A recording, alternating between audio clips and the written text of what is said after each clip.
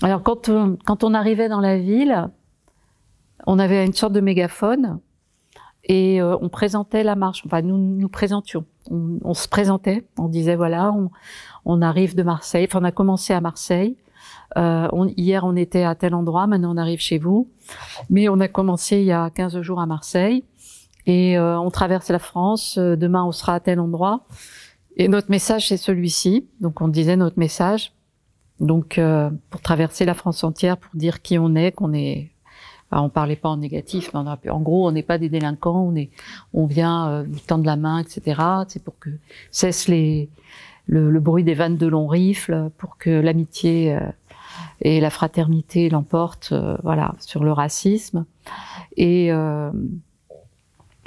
donc, on vous invite à nous rejoindre ce soir à tel endroit. Donc, parce que quand on arrivait dans la ville, il y avait le comité de soutien qui venait vers nous déjà et qui nous disait voilà, donc ce soir, donc là on va faire un parcours d'1 kilomètre et donc ce soir on va être reçu, enfin on va, alors des fois ils nous disaient on va être reçu à tel endroit si la mairie souhaitait nous recevoir, enfin nous en fait surtout dans le sud c'était pas nous recevoir, c'était juste nous accueillir, souhaiter la bienvenue, c'était tout, hein, parce que on voulait pas être récupéré de toute façon par des partis, donc voilà, donc mais c'était au moins juste un bienvenue.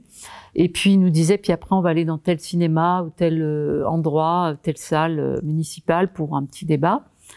Et donc nous on disait et donc ce soir on vous appelle à nous rejoindre à tel endroit. Bon, on allait poser nos affaires, tout ça, dîner avant ou après, ça dépendait, et puis aller donc dans cette salle. Et là, la teneur des propos, c'était peut-être refaire une toute petite présentation. Voilà, on est parti le 15 octobre, on va arriver à Paris le 3 décembre, en passant par là, et puis notre message c'est celui-ci. Et là. En fait, ceux qui prenaient la parole, très vite, c'était des jeunes des Minguettes. Farouk, qui avait vraiment besoin de parler. Farid Arar aussi.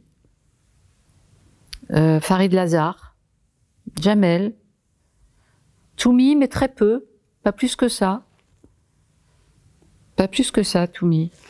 Mais Farouk, Farid Lazare, ils avaient vraiment un besoin de parler. Bouzid. Mais Farid Lazare et Farouk, eux, ils prenaient la place. Et en fait, on se rendait compte que c'était hyper utile pour eux. Enfin, je veux dire, ça a eu un effet pour eux. Ça a eu un effet de catharsis. Et d'ailleurs, pour Bouzid aussi. Parce que petit à petit, ils l'ont moins fait, ils avaient moins besoin. Mais vraiment, on s'est rendu compte que, et c'était super, hein, vraiment, ça a eu cet effet génial, en fait, parce que c'est quelque chose qui devrait être fait, en fait. Alors, je sais pas où, comment, dans quelles circonstances, mais je veux dire, le besoin d'exprimer ce vécu de violence,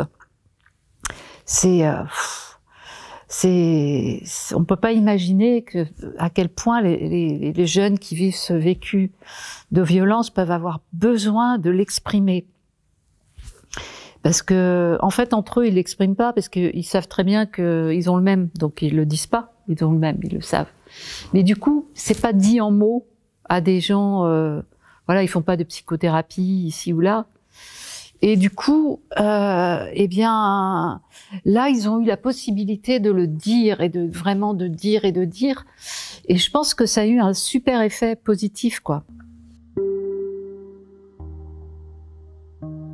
Personne ne doutait, surtout alors en plus, là, je vous parle de ça. Là, on est vraiment dans la fin, dans le dernier tiers à partir de de l'Est de la France, quand on avait ces mouvements-là très, très politisés. Personne n'en doutait. Puis alors franchement, je veux dire, entre-temps, on avait vécu la défenestration d'Habib Krimzi. Hein, donc, difficile de douter du fait que des actes meurtriers et des actes de barbarie pouvaient se perpétrer, puisqu'on venait de le vivre le 14 novembre. Donc là, il n'y avait plus le moindre doute, quoi. Donc voilà, bien évidemment, aucun doute. Alors, sur le sud de la France, quand on avait des Français moyens là comme ça, qu'on racontait un petit peu, alors des fois ils disaient, en fait ils arrivaient à peine à y croire parce que comme eux c'était pas des gens qui pouvaient faire ça, effectivement ils avaient du mal à y croire, voilà. Mais c'était plus, on sentait qu'ils avaient du mal à y croire en fait. C'était plus, c'est même pas qu'ils remettaient en cause et en question, mais c'était tellement et je comprends, hein, c'est un peu moi la réaction que j'ai eue au départ. Hein. Quand j'ai su, je me disais mais c'est pas possible, comment c'est possible quoi que des gens fassent ça. Et voilà, donc c'est plutôt ça.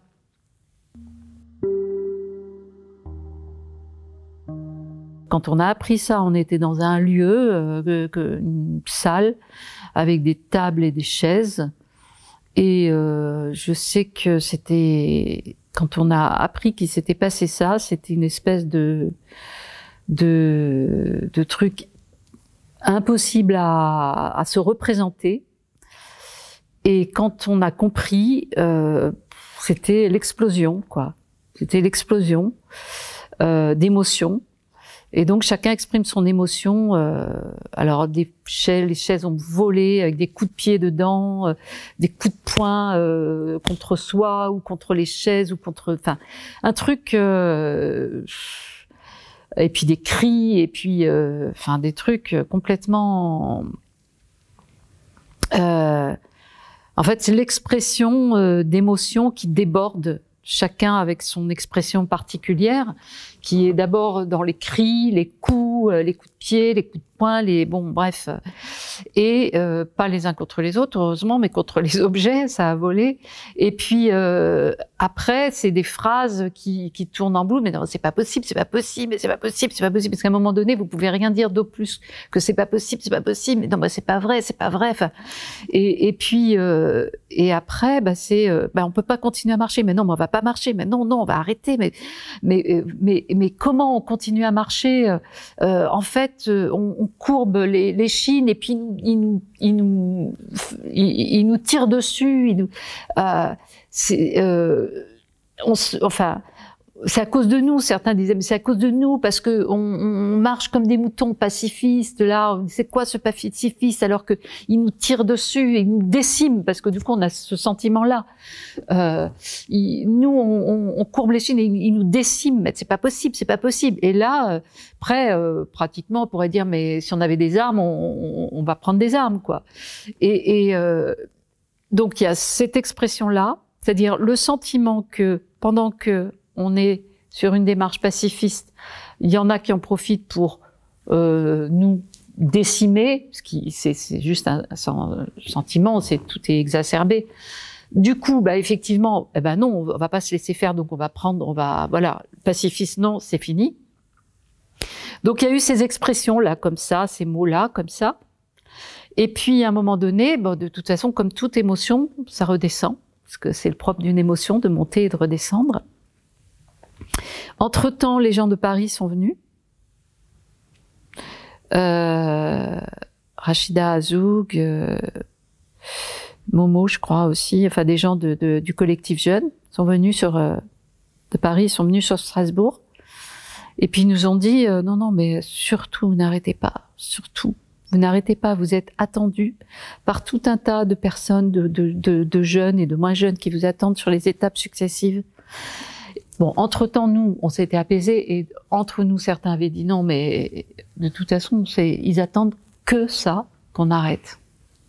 Et même ceux qui avaient dit d'arrêter, ils savaient très bien après, quand l'émotion est redescendue, qu'ils attendaient que ça, qu'on arrête. C'est-à-dire que tous étaient quand même convaincus après que si on avait stoppé là notre marche, eh bien, ça aurait été un échec. Et on aurait fait ça presque pour rien. Enfin, donc, du coup, voilà, on n'a pas eu à se convaincre les uns les autres de continuer, quoi.